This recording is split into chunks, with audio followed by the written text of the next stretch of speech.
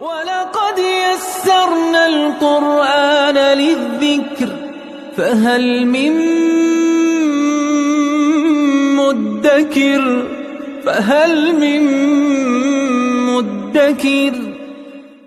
اعوذ باللہ من الشیطان الرجیم بسم اللہ الرحمن الرحیم الحمد للہ رب العالمین وصلی اللہ علی سیدنا و نبینا ابی القاسم المصطفى محمد وعلى آلہ الطیبین الطاہرین المعصومین اما بعد اعوذ باللہ من الشیطان الرجیم یا ایہا الذین اوتوا الکتاب آمنوا بما نزلنا مصدقا لما معكم من قبل أن نطمس وجوها فنردها على أدبارها أو نلعنهم كما لعنا أصحاب السبت وكان أمر الله مفعولا صدق الله العلی العظیم۔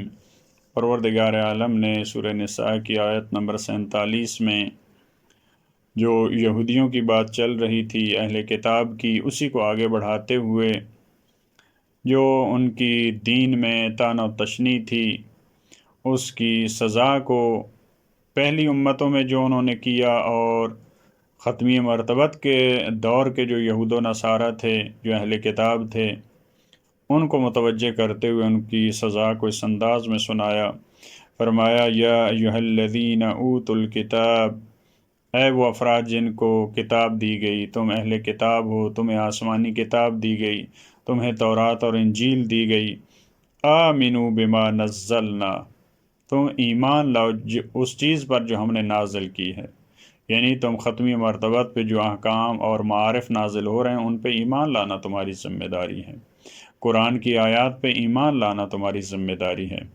اور یہ بما نزلنا آج کے دور کو بھی شامل ہے۔ پروردگار عالم نے جو اب آخری نبی پہ نازل کیا، آج ہر ایک یہودی کی، ہر ایک نصرانی کی، ہر ایک اہل کتاب کی آج ذمہ داری ہے کہ وہ جو پروردگار عالم نے نازل کیا اس پہ ایمان لائیں۔ البتہ تورات و انجیل میں بھی اگر وہ حقیقی معنوں میں بما نزلنا ہے تو اس پہ وہ ایمان لائیں، وہ خود ساختہ چیزوں پہ ایمان نہ لائیں، جو اللہ نے نازل کیا، جو ہم نے نازل کیا اس پہ ایمان لائیں۔ لیکن یہاں خصوصی طور پہ وہ بما نزلنا، وہ قرآن کریم کی آیات ہیں۔ اس کی دلیل کیا ہے؟ مصدقا لما معکم، اس بما نزلنا کی خصوصیت کیا ہے؟ وہ مصدق ہے، وہ تصدیق کرنے والی ہے جو تمہارے پاس ہے، یعنی یہ قرآن تمہاری تورات کی تصدیق کر رہا ہے، وہ انجیل کی تصدیق کر رہا ہے۔ قرآن کریم کو پروردگار نے تورات اور انجیل کے لیے کبھی مکذب نہیں کہا کہ ان کی تکذیب کر رہا ہے، ان کو جھٹلا رہا ہے۔ لہٰذا ان کے اکثر مطالب آج بھی جو موجود ہے وہ قرآن ان کی تصدیق کرتا ہے۔ لہٰذا یہ قرآن نے جو مصدق ہونے کے لیے کہا، وہ نزول قرآن کے دور میں کہہ رہا ہے قرآن، تو اس کے بعد میں بہت کم ملتا ہے کہ تحریف ہو، یعنی جو تورات و انجیل ختمی مرتبت کے دور میں تھی آج تقریباً وہی ہے، پہلے سے جو اس میں تبدیلیاں ہوئی ہیں وہ ہوئی ہیں۔ لیکن قرآن کریم نے اپنے لیے جو لفظ استعمال کیا وہ مصدق ہے، وہ مہیمن ہے، تو بہت کم ہے وہ مقامات جو اس میں اضافہ ہو چکے ہیں، یا تحریف ہے، یا بعض ایسی چیزیں ہیں جو اس حالات اور اس ماحول کے مطابق بیان ہوئی ہیں جن کو سمجھنا مشکل ہوتا ہے، لہٰذا بعض افراد اس پہ اعتراض کر رہے ہوتے ہیں۔ حقیقت میں اس کی تعویل کی جا سکتی ہے، جیسے آج کل ہماری کتابوں میں بعض ایسی چیزیں ہوتی ہیں جس کو ایک اور معنی جس کا لیا جا سکتا ہے اور ایک اور انداز میں اس کو بیان کیا جا سکتا ہے۔ لہٰذا یہ تصدیق کرتی ہے اس چیز کی جو تمہارے پاس ہے۔ من قبل ان نطمس وجوہا، قبل اس کے کہ ہم تمہارا نام و نشان مٹا دیں، ہم تمہارے چہروں کو ختم کر دیں۔ وجوہ کیونکہ انسان کے بدن پہ جو سب سے اہم چیز ہے جس سے وہ متوجہ ہوتا ہے، جس سے گفتگو کرتا ہے، وہ انسان کا چہرہ ہے۔ لہٰذا تمہارے چہرے ختم کرنا، اس کا مطلب یہ ہے کہ تمہارا نام و نشان مٹا دیں گے۔ اس سے پہلے آپ تصدیق جو کر رہی ہے تمہاری کتابوں کی، اس پہ ایمان لائیں۔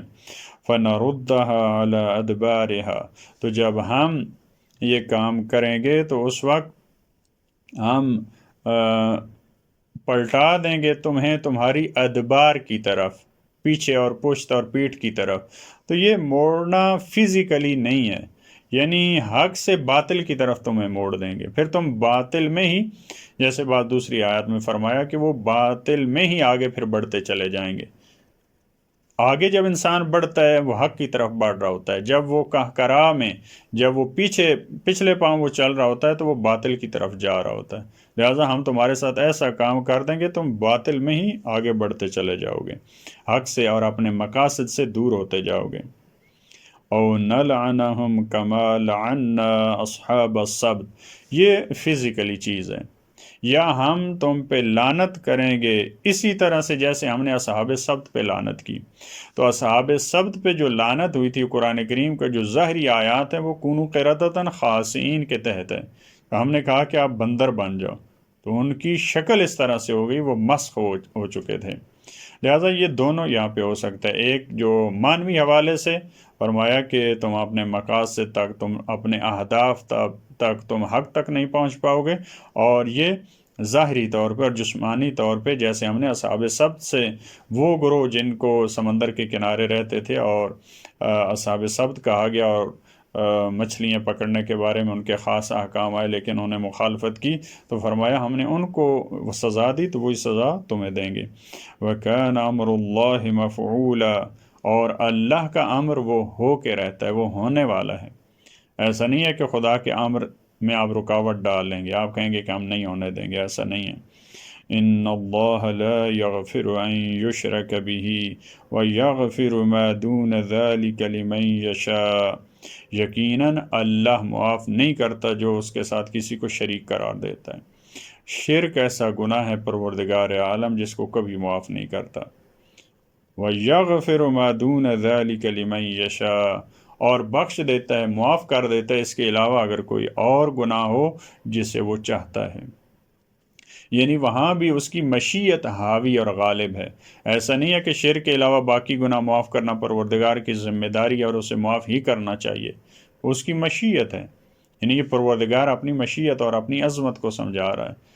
یہ ہر گناہ کو معاف کرنا ایسا نہیں ہے کہ میری ذمہ داری ہے، آپ کہو کہ کیوں نہیں خدا آپ نے معاف کیا، آپ نے کہا نہیں، وہ اس کی خدا کی مشیت اور مصلحت اگر ہوئی تو خدا اس کے علاوہ ہر گناہ معاف کر دے گا، لیکن شرک کو پروردگار معاف نہیں کرتا۔ البتہ وہ شرک جس پہ انسان ڈٹے رہتا ہے، وگرنہ بہت سارے افراد صدر اسلام میں جو ایمان لائے وہ اس سے پہلے مشرک تھے، لیکن ختمی مرتبات پہ ایمان لائے اور ایمان کی زندگی بسر کی اور اسی ایمان پہ دنیا سے گئے۔ لہٰذا جو اس پہ ڈٹا رہتا ہے پروردگار اس گناہ کو معاف نہیں کرتا۔ باقی جو انسان کے گناہ ہوتے ہیں پروردگار اس دنیا میں توبہ کے ذریعے، پھر اگر کچھ غلطیاں اور کچھ خطائیں باقی رہ جاتی ہیں تو رسول اللہ، ان کی آل، قرآن، فرشتوں، شہداء، ان کی شفاعت کے ذریعے پروردگار معاف فرماتا ہے۔ وَمَن يُشْرِكْ بِاللَّهِ فَقَدِ افْتَرَىٰ إِثْمًا عَظِيمًا، اور جو اللہ کے ساتھ کسی کو شریک قرار دیتا ہے، جو شرک باللہ والے گناہ کا مرتکب ہوتا ہے، تو یہ پروردگار عالم پہ اس نے بہت بڑی افتراء پردازی کی ہے۔ عام افراد پہ تہمت لگانا، افتراء باندھنا، وہ بھی گناہ ہے لیکن وہ چھوٹا گناہ ہے۔ لیکن اگر کوئی کہے کہ پروردگار عالم کے ساتھ فلاں مل کے یہ کام کر رہا ہے، خدا کی وہ ہیلپ کر رہا ہے، تو یہ بہت بڑی افتراء پردازی ہے۔ پروردگار ہمیں شرک کا جو گناہ ہے، جس کے بارے میں فرمایا کہ پروردگار عالم نے جنت کو اس پہ حرام قرار دیا ہے، پروردگار اس بڑے گناہ سے، چاہے وہ چھوٹے مرحلے میں ہو جو ریاکاری کا مرحلہ ہے جیسے گزشتہ آیات میں فرمایا، جس کو بھی شرک خفی قرار دیا، پروردگار اس سے بچنے کی اور بڑے شرک سے بچنے کی ہمیں توفیق عطا فرمائے۔ اللہم صلی علی محمد و آل محمد۔